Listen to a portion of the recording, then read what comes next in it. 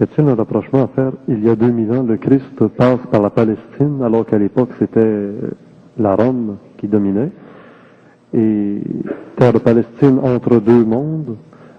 Le Québec, c'est l'Amérique anglophone, pour ne pas dire les Américains des États-Unis qui dominent. Peuple encore entre deux mondes. Y a-t-il un rapprochement à faire? Le peuple juif, c'était un peuple initiatique. C'est un peuple initié, c'est une nation initiatique. La fondation de la conscience juive, c'est la Kabbale, donc ce n'est pas très peu à dire. Et la fondation de la conscience du peuple québécois au cours des générations sera basée sur une science, mais aussi des niveaux de science tellement avancés sur le plan du mental que de ceci, le peuple québécois se découvrira un jour une conscience initiatique. Et il n'est pas facile aujourd'hui de voir ceci. Les initiés le voient, les médiums le voient, les gens qui font des études du matériel ésotérique de l'humanité le voient. Il y a beaucoup de personnes dans le monde qui ont une perception particulière en ce qui concerne la conscience du Québec. Mais cette conscience deviendra évidente dans la mesure où le peuple québécois sera capable d'absorber des idées qui font partie d'une nouvelle frontière, mais qui font partie de la liaison entre la lumière et l'homme. Un des grands dangers aujourd'hui en ce qui concerne les Québécois, à cause de leur spiritualité et à cause de leur grand goût de la recherche, c'est que ces êtres-là sont et seront facilement influençables par de nouveaux courants d'énergie qui se créent dans le monde. Je vous donne un exemple. Il y a aujourd'hui en Californie un phénomène que nous appelons le channeling. C'est un phénomène extrêmement puissant. Et lorsque l'astral se matérialise sur une planète, et ce n'est que le début de ceci parce que c'est la fin d'un cycle, lorsque l'astral se manifeste sur une planète et que l'homme commence à vivre objectivement le contact avec les plans, et qu'il ne connaît pas les lois de ce qui se trame sur le plan de la politique cosmique, c'est très facile pour lui d'être fasciné par l'invisible. C'est très facile pour lui d'être réduit à une sorte d'impuissance psychologique face à l'invisible, parce que l'invisible a effectivement une grande capacité de s'introduire dans le mémoriel de l'homme et de lui faire voir qu'il connaît l'homme. Mais cette condition, elle sera arrêtée, dans ce sens qu'il y aura des œuvres qui créeront le profil du danger du phénomène de la canalisation. Je disais hier soir que, et ce n'est pas facile à comprendre, je disais que l'homme nouveau sur la planète sera celui qui différenciera l'énergie. Différencier l'énergie, c'est prendre l'énergie dans son état pur et lui donner la forme selon le niveau de conscience de l'homme, afin d'éliminer le pont entre l'infinité et la matière. Aujourd'hui, ce qui se passe, c'est que l'énergie, elle est différenciée fortement par le plan astral. Ce phénomène de la Californie est un exemple de ce que je veux dire. Le plan astral différencie l'énergie pour l'homme, et les gens qui vont vers ces expériences sont fascinés, trouvent ça absolument extraordinaire, mais ils ne voient pas encore les dangers qui sous-tendent la subtile forme de manipulation d'intelligence sur d'autres plans. L'homme a besoin d'être capable de différencier son énergie à un tel point qu'aucune forme venant du plan astral ou venant de l'invisible puisse affecter son esprit, c'est-à-dire qu'aucune forme ne doit pouvoir dominer son esprit. Dans la mesure où l'homme sera fasciné par la moindre des connaissances, dans la mesure où il sera fasciné par la moindre puissance créatrice autre que la sienne, il sera en danger. Et nous sommes dans ce temps-ci, nous sommes à la fin d'un cycle, les puissances astrales deviennent de plus en plus fortes, et plus l'homme sera fort, plus les puissances astrales deviendront fortes, il y aura beaucoup de suicides et beaucoup d'insanité. Pourquoi? Parce que nous ne sommes pas suffisamment dotés à l'échelle de la planète d'une science qui puisse connaître, comprendre les lois du suicide, les lois de l'aliénation. Dans mon second livre, je vais faire une étude de l'aliénation et je vais établir d'une façon publique que le phénomène de l'aliénation, ou toutes ses formes, est directement le produit de la relation entre le plan astral et le mental humain. Et je veux établir que les gens qui vivent l'aliénation sont manipulés par le plan astral. Une fois que l'homme connaîtra les lois du mental, il pourra se désengager de cette affliction, il pourra se désengager de cette manipulation, et il pourra aussi se désengager de la manipulation fatale de toute forme d'aliénation, qui est le suicide. Et nous verrons au cours des années que ces deux aspects de l'évolution et de la conscience évolutive deviendront de plus en plus évidentes dans tous les pays, surtout dans les pays extrêmement civilisés, et surtout dans les pays où l'homme subit un amoncellement d'informations, une saturation d'informations. Nous vivons dans un siècle où nous sommes surinformés, et l'information que nous vivons, c'est de la désinformation perpétuelle. L'homme doit en arriver à développer un centre. L'homme doit en arriver à développer une conscience intégrale. Il doit en arriver à pouvoir soutenir, supporter sur ses propres épaules individuelles la capacité de sa propre vibration de pénétrer dans son mental et de lui laisser accès à son savoir qui est universel. Mais ça demandera pour l'homme une très grande transformation. Ça demandera pour lui une très grande réalisation de ses illusions antérieures. Ça demandera pour l'homme une très grande réalisation de ses illusions spirituelles. Et l'homme réalisera que non seulement y a-t-il le monde matériel, non seulement y a-t-il le monde spirituel, mais aussi il y a un monde qui n'existe pas dans la forme, qu'on appelle le monde de la lumière, qui est un univers absolu en lui-même, mais univers qui a besoin des mondes inférieurs pour se réaliser dans la forme. Et lorsque l'homme aura fait la synthèse de la matérialité, de la spiritualité, lorsqu'il se sera dégonflé devant le matériel, lorsqu'il se sera assagi devant la spiritualité et ses formes plus avancées telles que l'occultisme, à ce moment-là, il commencera à entrer dans son intelligence.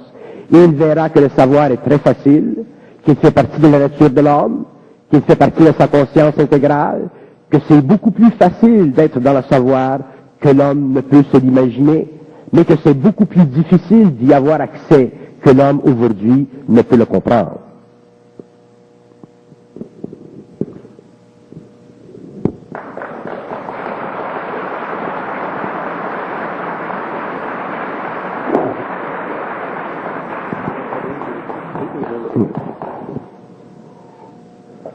Je regarde de près ce qui se passe dans le monde, dans l'Orient, dans l'Occident.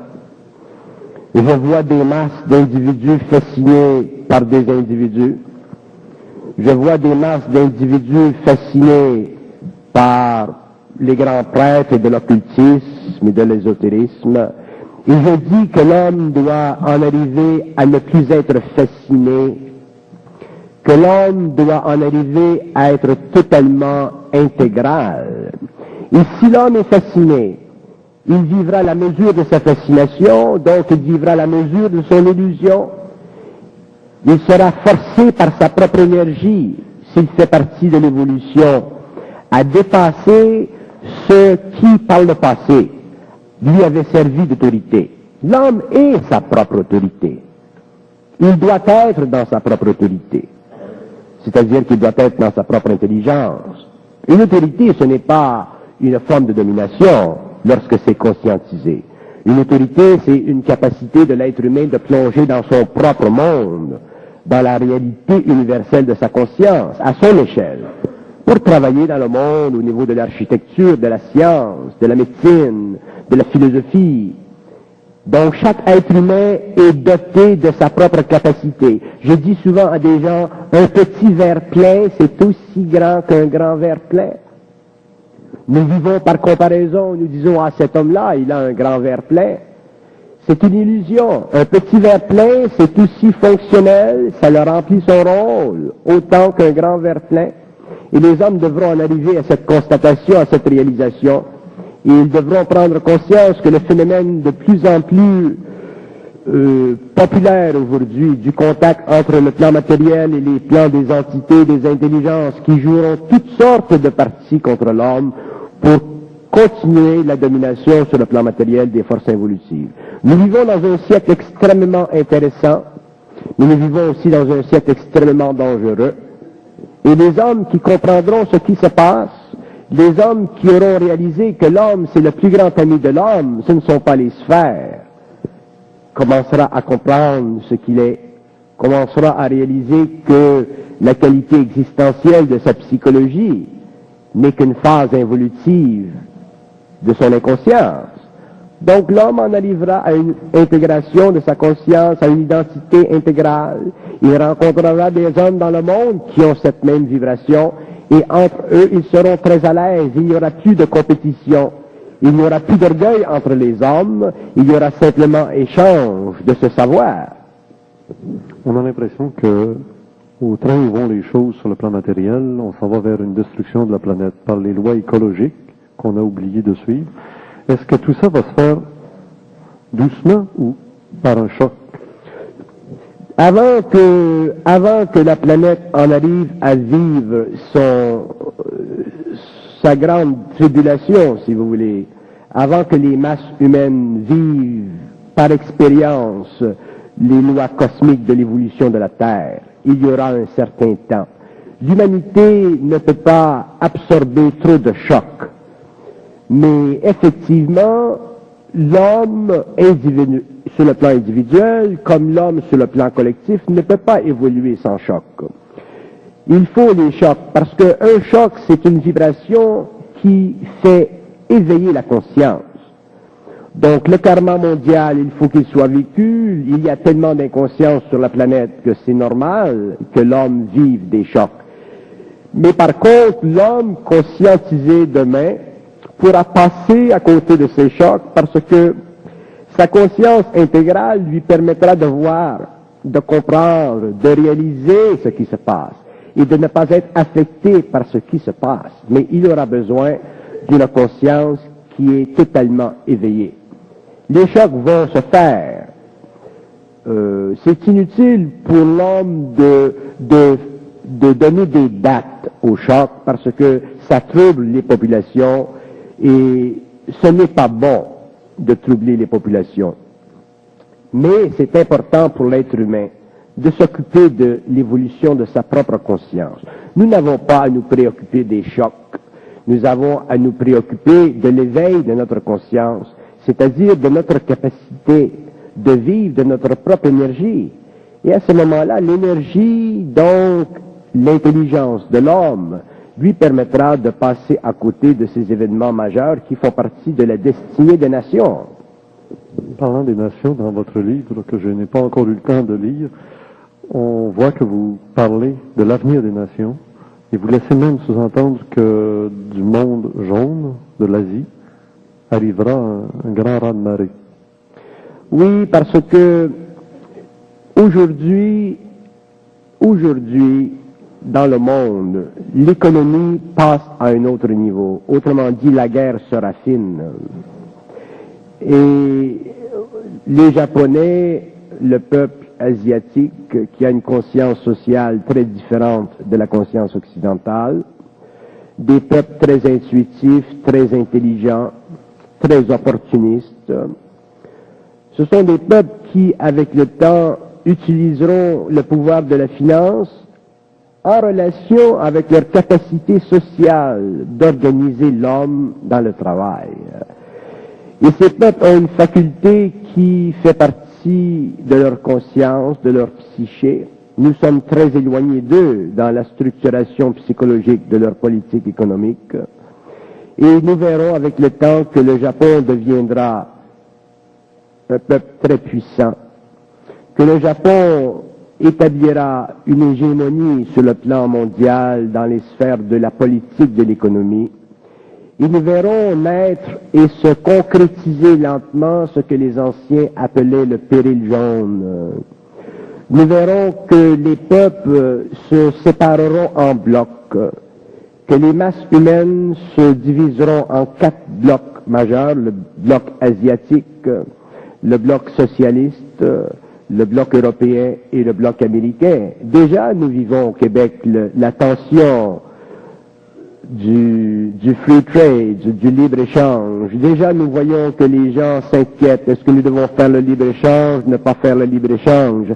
Il faut avoir de la vision. Le Canada ne peut pas indéfiniment demeurer en dehors de cet axe économique qui est l'Amérique, le Canada, le Mexique et éventuellement tous les pays d'Amérique du Sud.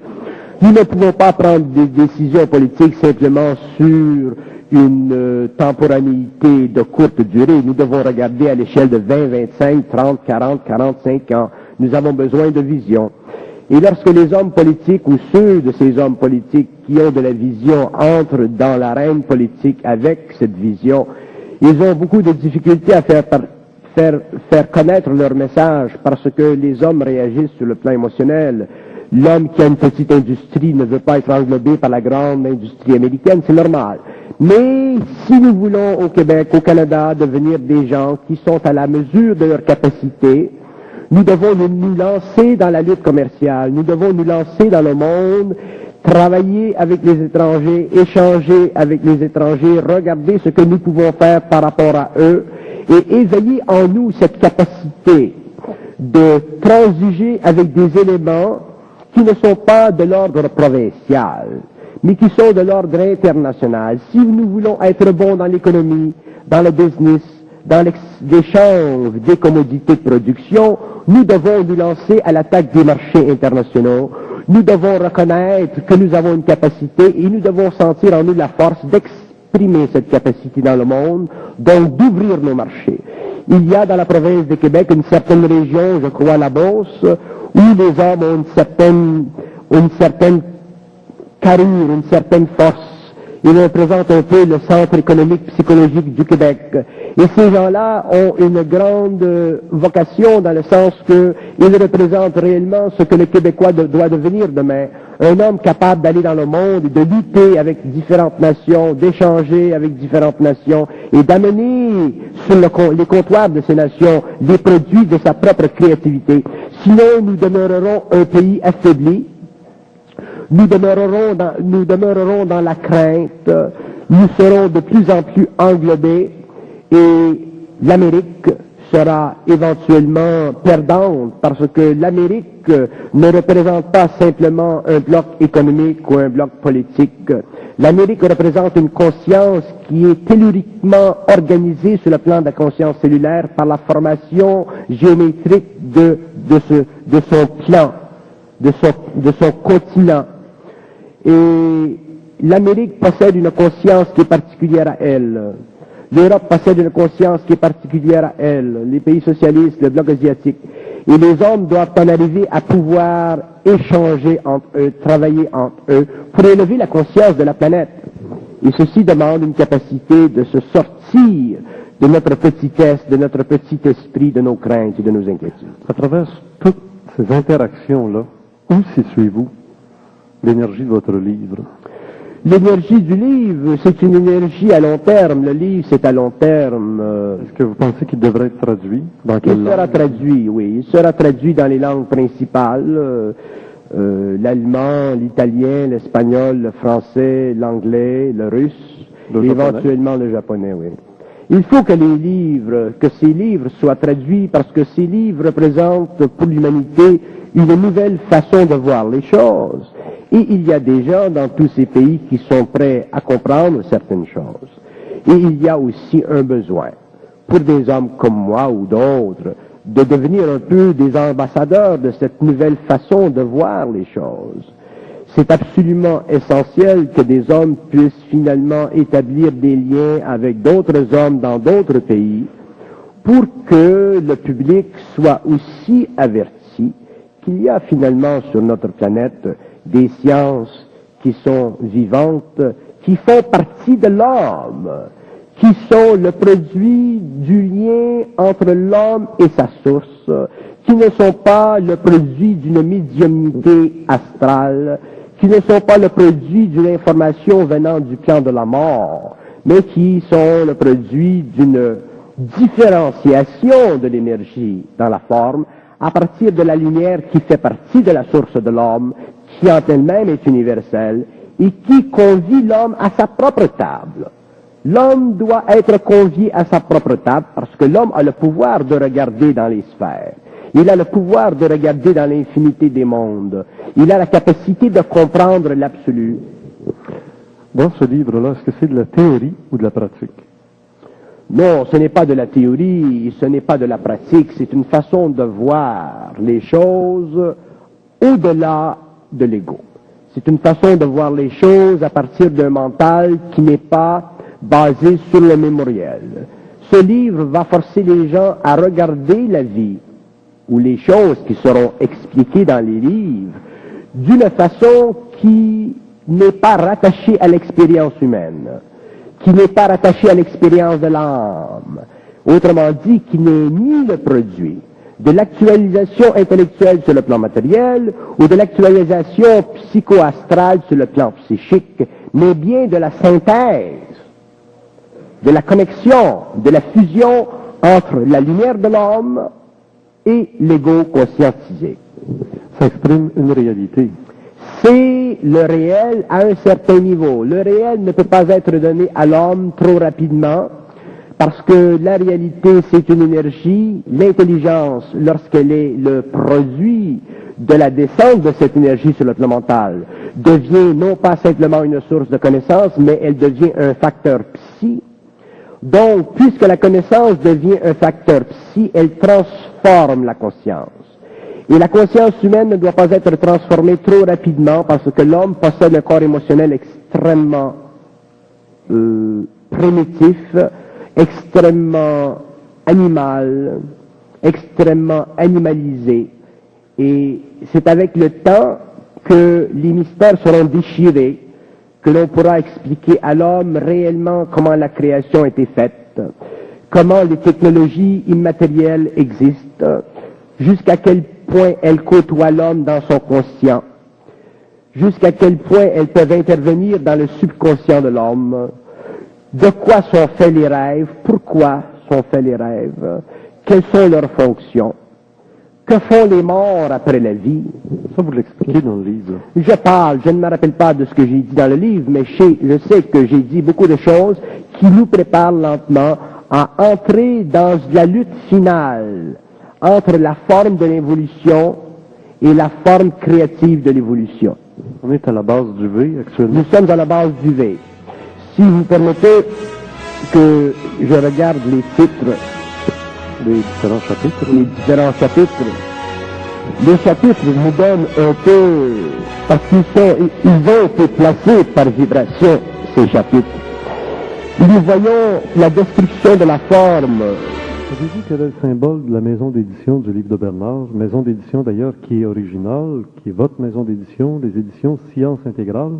Mais le symbole qu'on voit dessus, c'est un pied de femme qui écrase la tête du serpent. Oui. J'ai fait ça parce que c'est pas un pied de femme, c'est un pied d'être humain.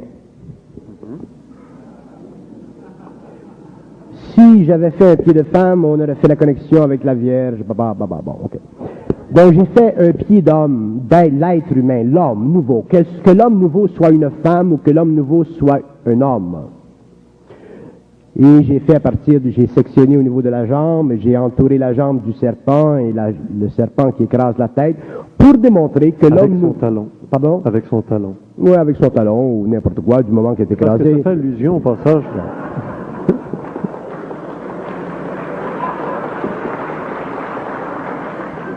Ça fait allusion, bien sûr, au passage de la Bible, par la Genèse. Oui. Quand on dit un jour, la femme t'écrasera avec son talon. Oui, oui. Et c'est très réel, mais l'homme aussi. L'homme et la femme. Pour moi, l'homme, c'est la femme et l'homme. L'esprit dans un corps de femme ou l'esprit dans un corps d'homme, c'est l'esprit. Donc, sinon, nous allons entrer dans des hypothèses et tout ça, nous allons polariser la Alors, forme. pourquoi avoir choisi ce symbole-là? J'ai choisi ce symbole-là parce que, je l'ai fait, ce symbole-là. Parce qu'il indique parfaitement ce que je veux dire. L'homme lui-même écrasera l'ancienne connaissance. L'homme, pas les esprits, l'homme, nous aussi. C'est l'homme qui deviendra maître dans sa conscience du savoir. C'est l'homme qui prendra sous son contrôle l'évolution de sa conscience. L'homme ne sera plus régi par le passé. Il écrasera l'ancienne connaissance parce qu'elle n'est plus utile, elle ne sera plus utile. Il arrêtera de se servir de sa tête. Pardon? Il arrêtera de se servir de sa tête pour l'écraser. Bon, il arrêtera de se servir de sa tête et il utilisera ses pieds. Très bien. Et maintenant, le titre de la maison d'édition qui s'appelle Science intégrale. Science au singulier. Intégrale au singulier. Oui, c'est une science intégrale qui comprendra beaucoup de sciences. Mais la science doit être intégrale, elle doit être une, qu'elle s'applique à la physique ou à la génétique ou à la psychologie ou à la philosophie. La science doit être une. La science de la matière, la science de l'esprit, tout doit être unifié. Et c'est l'homme qui unifiera ces sciences. Mais ce sera une science. Lorsque les sciences seront unifiées sur la Terre, il n'y aura qu'une science. Donc le physiciste pourra parler au psychologue, au parapsychologue. Dans ce temps-là, le psychologue aura disparu pour laisser la place au parapsychologue. Et dans ce temps-là, le parapsychologue aura disparu pour donner naissance à une autre sorte de psychologisme. Parce que le psychologue est aussi prisonnier de ses illusions. Parce que le psychologue veut faire de la science de l'esprit une science matérielle. La science de l'esprit, c'est la science de l'esprit. Les lois de l'esprit sont les lois de l'esprit. Les lois de la matière sont les lois de la matière. L'homme pourra les unir lorsqu'il aura de la conscience. Il ne verra pas de différence, de transgression. Il verra l'unité entre la matière et l'esprit. Et lorsque l'homme sera rentré sur le plan intérieur de la conscience, il verra que la matière répond aux lois de l'esprit, que l'atome a un son, et que ce son est modifiable par l'esprit, que la conscience de l'atome peut naturellement se changer pour donner un nouveau métal, ainsi de suite, ainsi de suite. Donc il y a une science intégrale. Vous savez que j'ai un grand amour pour le public, j'aime beaucoup les gens. J'aime beaucoup les gens qui cherchent, mais je crains beaucoup pour le public, je crains beaucoup pour les gens qui cherchent. Et la raison, c'est parce que les hommes sont trop confiants dans les hommes. L'homme est tellement naïf, et vous le verrez au cours de l'évolution, lorsque individuellement vous aurez pris conscience, dans le temps où vous serez de plus en plus greffé à votre énergie, à votre intelligence, que l'humanité aujourd'hui est réellement en pâturage.